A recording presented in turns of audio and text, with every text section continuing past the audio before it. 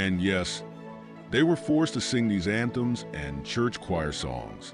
And these victims say that they were being preached about how this was what God has commanded.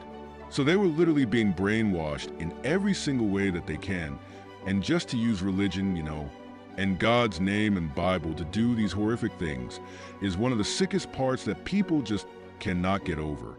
It was December 1986 when Mr. Kim, who was working as a prosecutor, was on his day off and decided to go hunting. He was walking around the forest with his co-workers looking to hunt for things.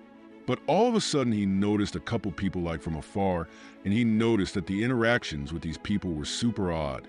Besides these labor workers, he noticed guards with long sticks and rods just hitting and abusing people.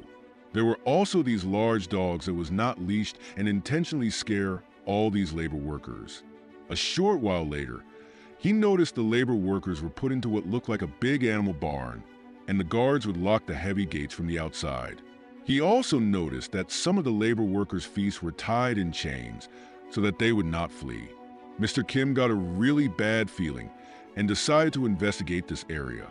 Throughout the investigation in this specific area, I told you there were many different areas, but this area had about 900 kids or minors working in hard labor with 3,000 more people who were living in horrific conditions.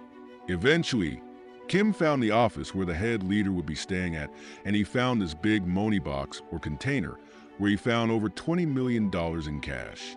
The welfare center leader was this man named Mr. Park. When Mr. Park was interviewed by Mr. Kim, Park acted super arrogant and he would not tell anything to the police.